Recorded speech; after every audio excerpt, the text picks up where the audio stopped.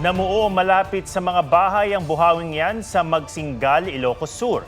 Nagpaikot-ikot ito sa bukid bago nawala kalaunan. Ayon sa Pag-asa, dulot ito ng mainit na panahon at thunderstorm. Payo ng Pag-asa, kapag may buhawi, agad lumayo at maghanap ng matibay na masisilungan. Piniketa ng convoy ni dating Governor Chavit Singson na dumadaan sa EDSA busway. Humingi ng paumanhin si Singson. Magbibigay rin daw siya ng pabuya sa mga taga-MMDA na nanghuli sa kanila. May report si June Veneracion. Pasling yan. Matapos mahuling iligal na dumadaan sa EDSA busway sa kanyang convoy, nag-public apology si dating Ilocos Sur Governor Chavit Singson. I'm very sorry at hindi sinasadya dahil nag-overtake daw yung driver, hindi dapat tularan. Sabi ko po ang violation nila is busway. Sabi niya nagmamadali lang siya, tapos sabi niya kung bigyan na lang daw yung lisensya ng driver. Patiket naman po, okay lang naman. Tiniketa ng dalawang driver ng convoy ni Singson at pinagmumulta ng tig 5,000 piso. We want to implement the rules, the law ng fair and square. Bilang pagkilala sa tamang pagganap sa kanilang tungkulin, magbibigay daw ng pabuya si dating Governor Chavit Singson sa mga MMDA enforcer na nanghuli sa kanila dahil sa paggamit sa EDSA bus lane. Pinapahanap ko na si Chairman Artes, magpapadala ko ng 100,000 premyo sa mga nanghuli para ma-encourage silang huliin lahat. Walang dapat above the law. Sinusubukan pa ng GMA Integrated News na kunin ng panig ng MMDA kaugnay sa alok ni Singson. June Veneracion nagbabalita para sa GMA Integrated News. Nasa Davao ang ilang taga-Senate Sergeant-at-Arms para sa pagsisilbi ng arrest order kay Pastor Apollo Kibuloy. Inalmahan naman ni Pangulo Marcos ang paglalatag ni Kibuloy ng kondisyon para sumuko. May-report si Ian Cruz. Kung sino pang akusado, siya pa ang nagbibigay ng kondisyon sa gobyerno. Yan ang sagot ni Pangulong Marcos sa mga hiling ni Pastor Apollo Kibuloy para sumuko. It seems to me a little bit tail wagging the dog, ang tawag, na siyang magbibigay ng kondisyon sa gobyerno doon sa kaso niya, akusado siya sa warrant of arrest. Hindi raw dapat mangamba si Kibuloy na makikialam sa kanyang mga kaso ang Amerika. All the proceedings will be fair. Now, as to the involvement of the United States, malayo pa yan eh. That's going to take years. Sa isang audio recording na inilabas itong Sabado, sinabi ni Kibuloy na may sabwatan ng gobyerno ng Pilipinas at Amerika para siya'y maaresto.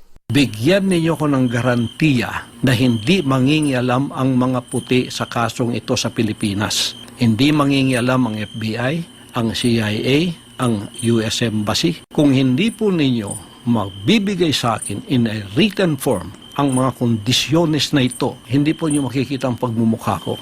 Giit ni Justice Secretary Jesus Crispin Remulla, batas ang masusunod at hindi ang mga kondisyon ni Kibuloy. May hamon naman si Senator Risa Ontiveros kay Kibuloy. Lumabas ka na sa lungga mo. Tutal, nagpapa-interview ka naman sa mga vlogger. Magpa-interview ka na rin sa amin sa Senado. Wala kang katiting na ebidensya laban sa aming mga matatapang na witnesses.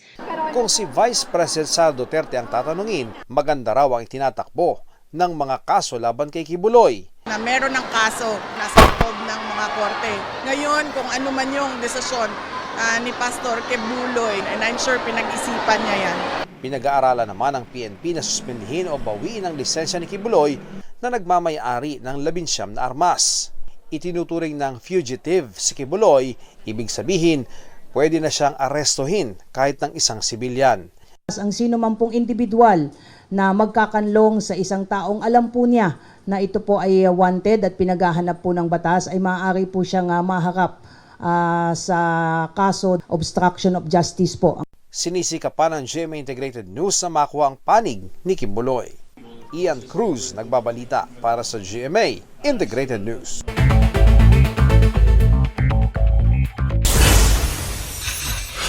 Bawas singil ang Meralco ngayong Abril, halos sa 98 centavos per kilowatt hour. Katumbas siya ng halos 200 pesos sa tapya sa bill para sa mga kumukonsumo ng 200 kilowatt hours kada buwan. Taas presyo sa diesel at kerosene ay patutupad bukas, pinakamataas ngayong taon. Presyo ng gasolina, sisipa rin. Kaso ng pertussis sa bansa, umakyat na sa halos 900. Bakuna kontra rito, magkukulang na sa susunod na buwan ayon sa DOH. LRT2 at MRT3, may libreng sakay bukas, araw ng kagitingan. Ivan Merina nagbabalita para sa GMA Integrated News. Inilabas na ng turistang content creator ang anyay uncut version ng viral video kasamang isang tricycle driver sa Maynila. Tugon ito ng German content creator na si Sai Gin sa pahayag ng driver na siya ang unang nag-alok ng 1,000 pisong pamasahe. Gate ni Sai Gin, makikita sa halos 40 minutong video na prinesyohan na siya ng 250 pesos ng tricycle driver bago pa man siya isakay nito. Pagdating sa babaan, 1,500 na raw ang sinabing pamasahe ng driver. Nagtawaran sila hanggang sa nagkasundo muli sa unang alok na 250 pesos. It's not about the money, it's about the principle. He stole me, he scammed me. I'm not angry to him because he only tried to survive, maybe. I understand him also. But when you are honest, you will earn more money. Ikinagulat ng isang residente sa Samal Island sa Davao del Norte ang natanggap niyang bill sa kuryente na umabot sa mahigit 1,000,000 piso. Patay sa post, ganyan kalaki ang kanilang bill nitong Marso. Paliwanag ng Northern Davao Electric Cooperative Incorporated or Nordeco, mali ang basa sa Metro. 1,500 pesos lang daw ang total bill at hindi 1 million pesos. Humingi ng paumanhin ang Nordeco. Isolated case lang daw ang nangyari. Manalo na sa ratings, trending pa online ang pilot episode ng It's Showtime sa GMA ng Sabado. Na-prank naman si Vice Ganda nang maglaro sa Family Feud kanina. May report si Aubrey Carampel. What's up, what's up, what's up, what's up? Madlang Kapuso! Ang historic airing ng It's Showtime sa GMA noong Sabado. Nag-top trending online. Pumalo rin sa 9.6 ang combined channel rating ng pilot episode batay sa Nielsen Overnight National Urban Philippines data. Higit sa doble kumpara sa katapat na programa.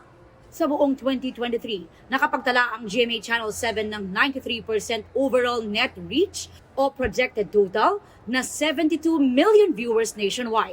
This is no longer a dream, this is a reality. At busog na busog kami sa pagmamahal at suporta na natanggap namin sa inyo, madlang mga kapuso! Grabe yung Sabado, yung views natin! Salamat po! Ang daming sumalubong sa atin last Saturday, ang daming nag-abang, rin at saksihan yung historical na ganap nung Saturday. Umabot pa ang saya sa kanilang guesting sa Family Feud. Unang nagharap ang team leaders na sina Vice Ganda at Ann. Anong song ang karaniwang kinakanta sa birthday party? Pero, it's a prank pala para batiin ang unkabogable star. Happy birthday to Doble ang saya ni Vice sa surprise at sa pagkapanalo ng kanilang team. Yeah, ang saya. Kala namin lot-lot na kami. Aubrey Carampel nagbabalita para sa GMA Integrated News.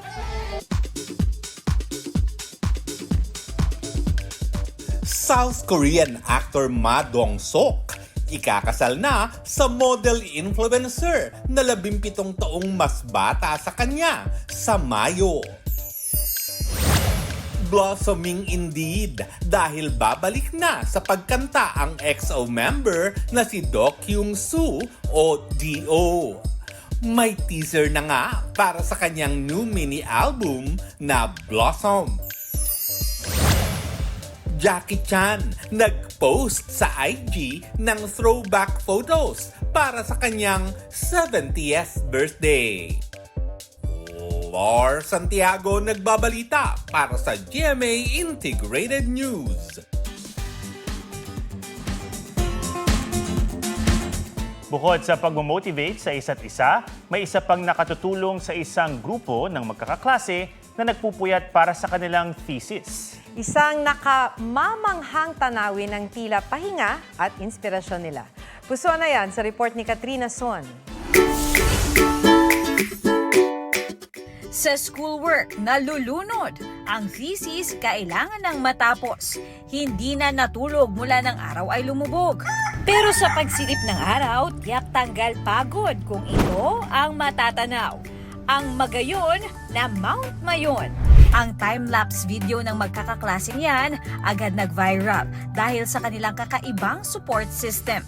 Kwento ng uploader na si Franklin Tardesilia. Magkakasama silang gumagawa ng kani-kanilang thesis. Bukod daw sa tulungan nilang magkakaklase, in a way na parang tinutulungan kami para mas ma-motivate, para mas matapos namin on time yung mga respective thesis namin. Mga 5th year architecture students sila ng Bicol University at kahit puyatan sa schoolworks. Nakakapagod yung masyadong matagal na screen time sa harap ng laptops.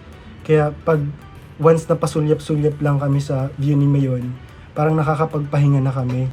Katrina Son, nagbabalita para sa GMA Integrated News.